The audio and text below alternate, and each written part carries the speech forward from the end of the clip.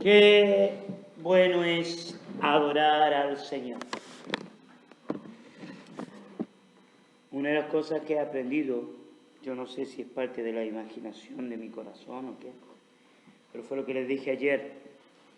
Una de las maneras en las cuales nosotros nos damos cuenta que necesitamos liberación es cuando nosotros no podemos adorar de corazón.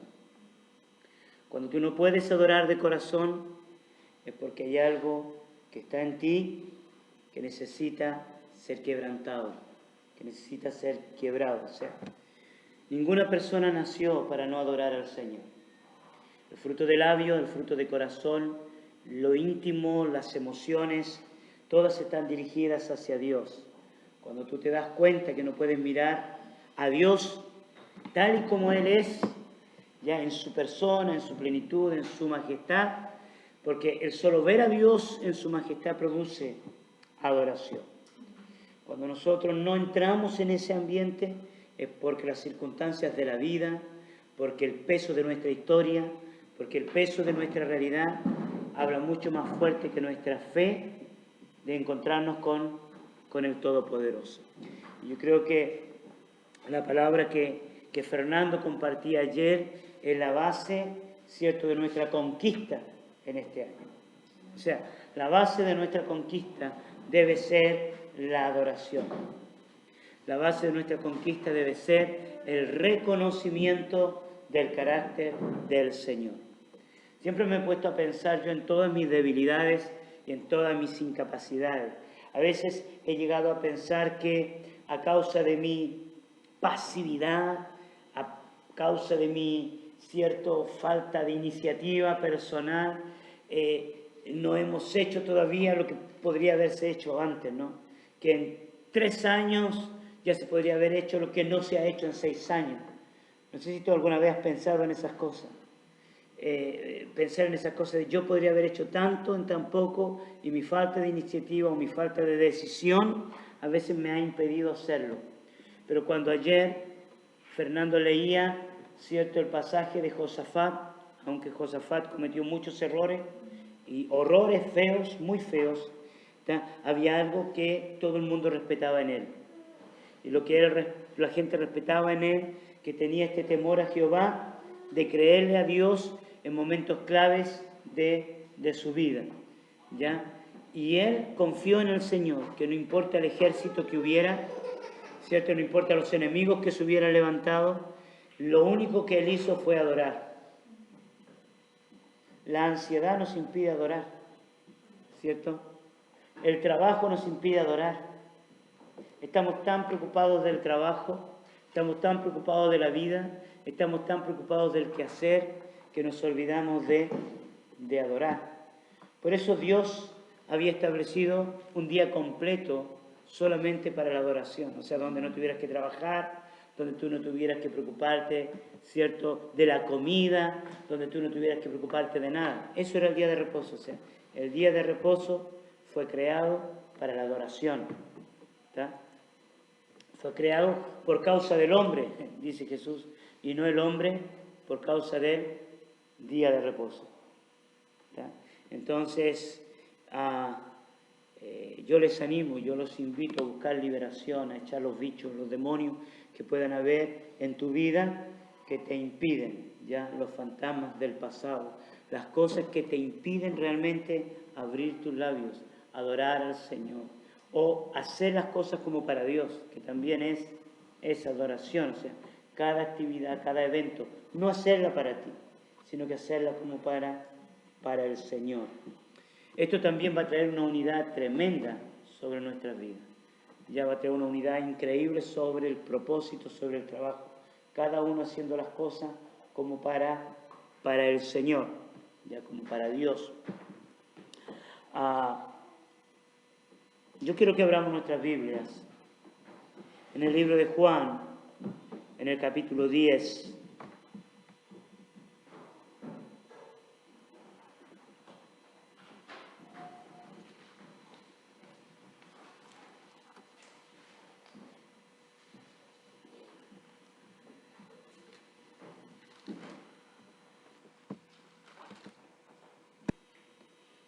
capítulo 10,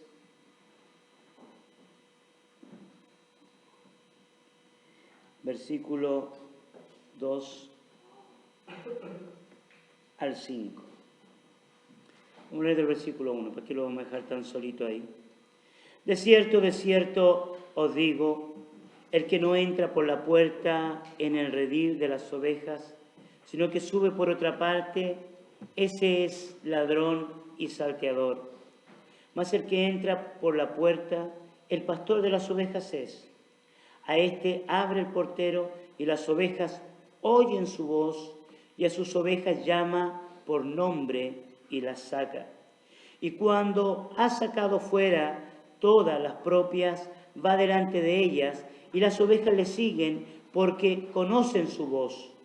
Mas al extraño no seguirán, sino huirán de él, porque no conocen la voz de los extraños. Esta palabra que recibimos el día de ayer es una palabra clave para entender, ¿cierto?, las metas y los propósitos que nosotros necesitamos alcanzar. ¿Se acuerdan de la escena de Pedro caminando hacia Jesús y Jesús hablándole, ven? Una de las cosas que lo llevó a hundirse a Pedro fue la duda. Y la duda es un elemento distractivo tan grande en el corazón del hombre. La duda, ¿cierto?, también es un factor determinante que nos impide seguir hacia adelante en base a aquello a lo cual Jesús nos ha llamado. ¿Está? Ya hemos hablado que necesitamos metas y propósitos. Que las metas y que los propósitos tienen que estar basados en los principios bíblicos, en la palabra. Antes estaban allí y Dios no consideró todas estas cosas. Entonces Dios era un Dios malo y este Dios sencillamente nos trajo aquí para destruirnos. Todo esto estaba en la mente de estos 10. Y estos 10 confundieron, hicieron dudar al pueblo y toda una generación no conquistó, ¿cierto?, el objetivo que Dios había trazado sobre el pueblo de Israel. No conquistaron la meta, no conquistaron, ¿cierto?, aquello para lo cual Dios lo había sacado de la esclavitud. Es interesante esto, que el hecho de que Dios te haya sacado de la esclavitud no te convierte en un conquistador. El hecho de que Dios te haya sacado de tu pasado no te convierte en un conquistador. El hecho de que Dios, ¿cierto?, te haya salvado de las prisiones de tu pasado, eso no quiere decir que automáticamente te convierte en un conquistador de las promesas de Dios. La conquista es un proceso. Y uno de los fundamentos principales de esa conquista es la relación, el entendimiento que tú tienes de Dios. Pensá en esto. Pensemos en la India. ¿Cuántos dioses hay en la India?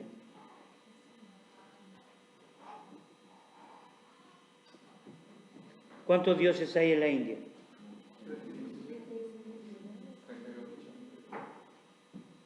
Nadie sabe cuántos.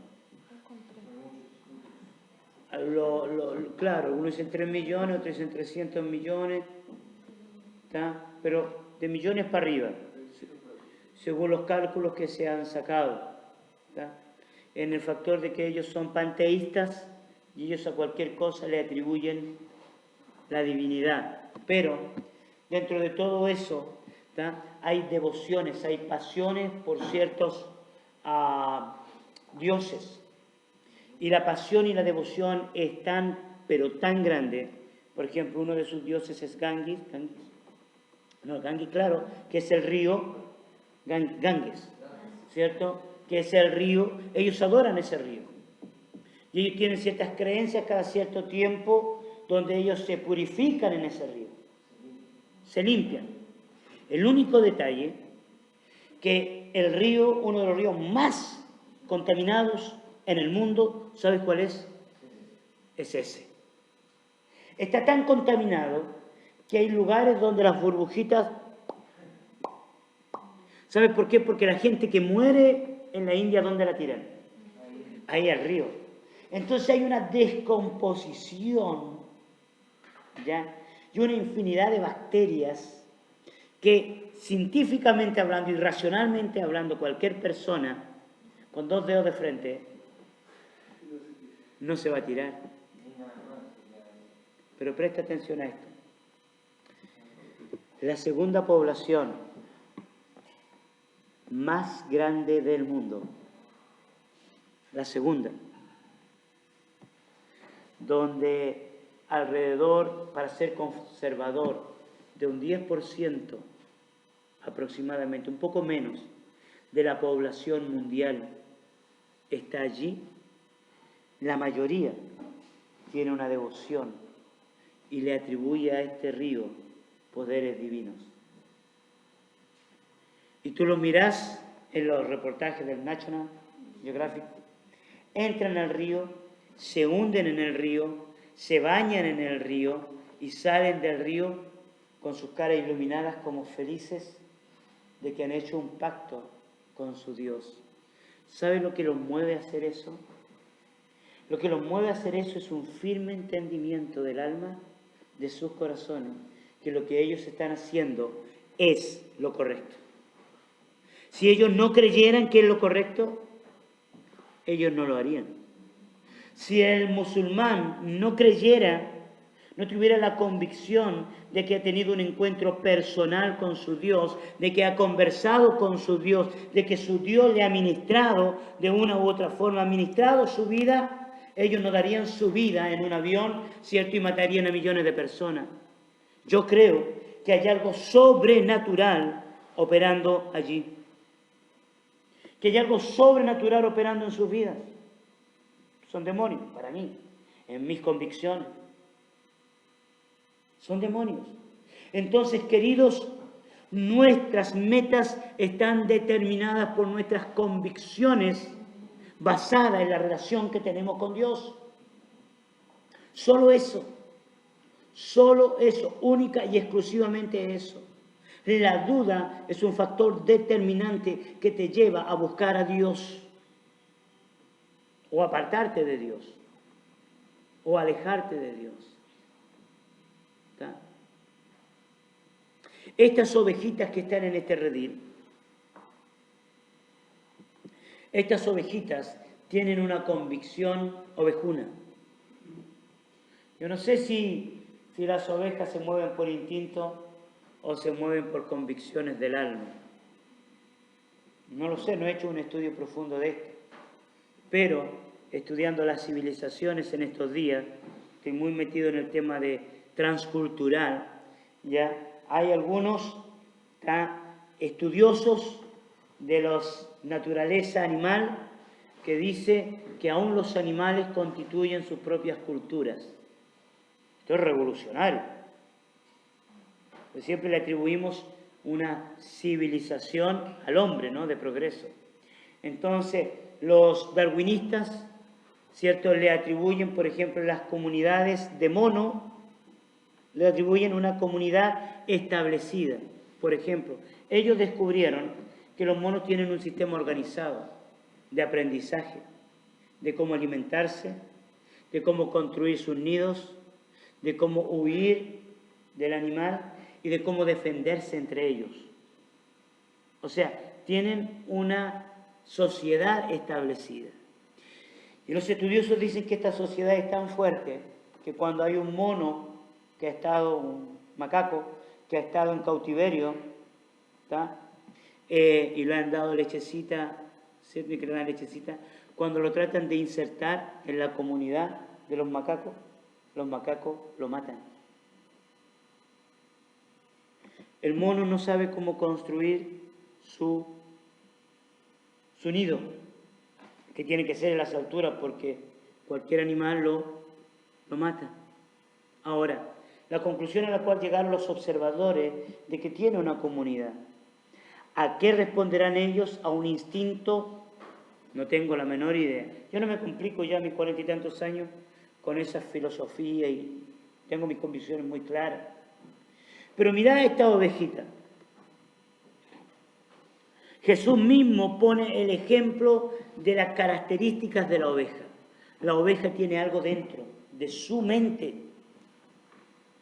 Algo dentro, la oveja fue creada con algo adentro para discernir las voces.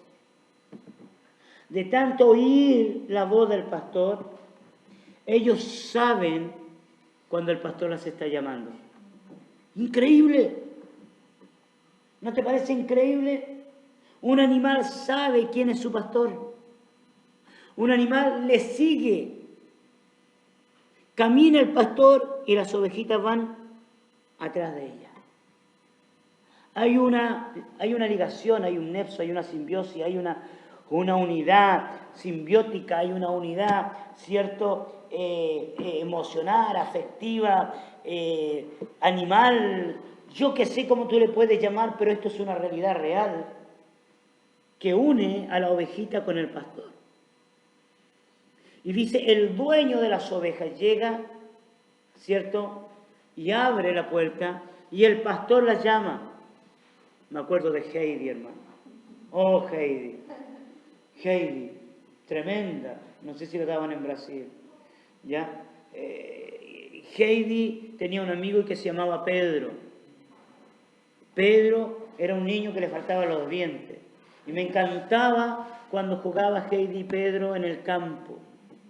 Ya jugaban en el campo. Llegaba Pedro, ¿cierto? Cuando recién comenzó la serial, llegaba Pedro a buscar las ovejas y todos le tenían miedo al abuelo, porque el abuelo era el ermitaño de la montaña. El que quebró el corazón del ermitaño fue Heidi. O sea, qué pena que ya no la dan, ¿no?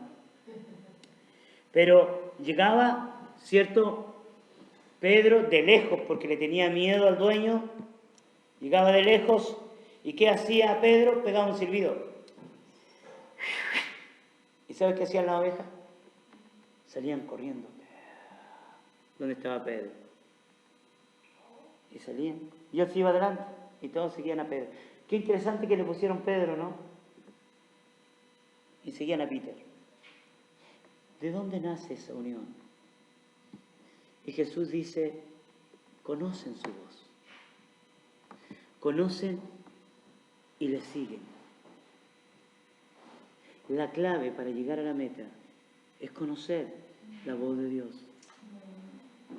La clave para que lleguemos a fin de año, para que toquemos fin de año diciendo, Dios ha sido muy fiel y alcanzamos los objetivos trazados, es porque oímos la voz de Dios, porque conocimos a Dios, porque caminamos en base al temor de Jehová.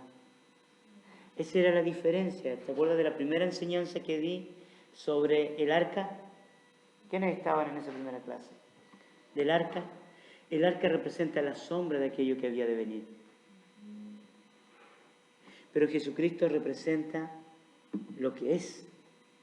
Y cuando nosotros seguimos al Maestro, cuando nosotros caminamos hacia la voz, podemos andar sobre las aguas. Ese ven es más que suficiente para llegar a donde está Jesús. Porque tenemos la convicción de que no nos vamos a hundir. Por eso cuando las circunstancias te golpean y te quieren hacer volver atrás, vos debés seguir caminando en la palabra del Señor. No inventes otra palabra. No digas Dios ahora me está diciendo que tengo que hacer tal cosa. No digas Dios ahora está planificando tal cosa con mi vida. No digas ahora Dios está pensando en tal cosita. Cuando tú conoces a Dios, tú caminas hacia eso. Hay proyectos del Señor. Y los frutos se ven, se van a ver. ¿Tá?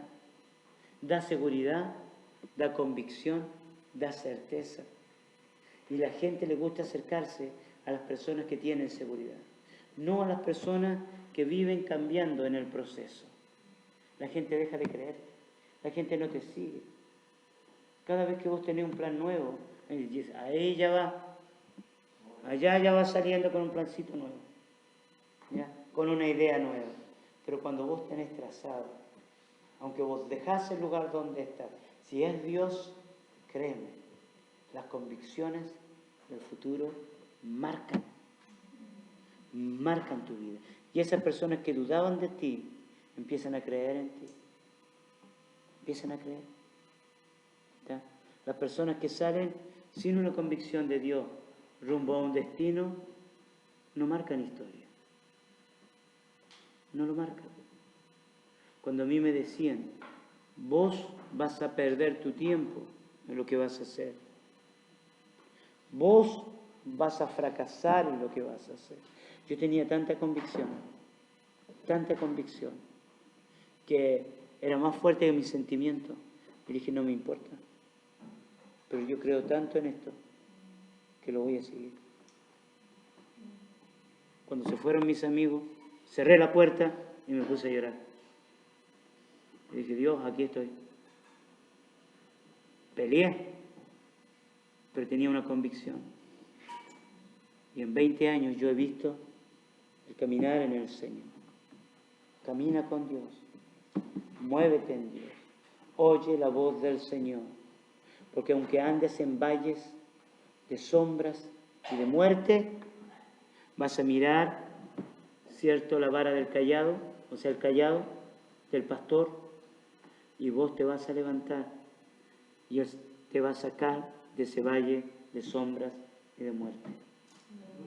Camina en esto, camina en la voz de Dios, no en lo que otros te dicen. Cuando hay un plan, vos no le digas inmediatamente, está, listo, ok, hagámoslo. Vos en tu mente busca la voz de Dios. Señor, ¿esto es de Dios?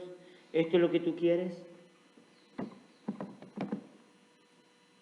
Le cambiará la vida. Amén. Esta es la palabra que yo tengo para ti en esta mañana. Esto es fundamental. Esto es clave. Oír a Dios para llegar a la meta. Discernir quién es Dios. ¿Cuál es el acento del Señor? ¿Cuál es su acento? ¿Cómo habla? En la medida en que uno se va familiarizando con la voz del Señor, nosotros vamos adquiriendo mayor confianza. Pedro no estaba escuchando a Jesús cuando Jesús le estaba diciendo, Pedro, tú me vas a negar. No lo estaba escuchando. Tenía tantas convicciones internas de acuerdo a lo que él creía que Dios era, que estaba equivocado. A veces tenemos tantas convicciones de lo que pensamos que Dios es, que por esas convicciones internas nos olvidamos de buscar al Señor, de tratar de entenderlo a Él, de ir con libertad de espíritu y decirle, Señor, quiero conocerte más, mucho más. Señor, en este día sorpréndeme en este día. Sencillamente, sorpréndeme con tu voz, con lo nuevo que viene de ti. Amén. Persona que no procura aprender a oír a Dios, el pastor va a abrir su puerta y se va a quedar ahí encerradito. Vamos a orar al Señor y dar gracias a Dios por esta palabra.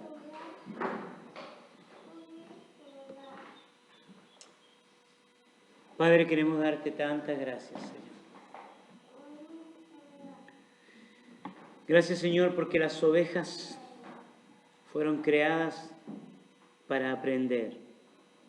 Señor, no sé cómo aprenden, pero hay una naturaleza que les enseña cómo vivir.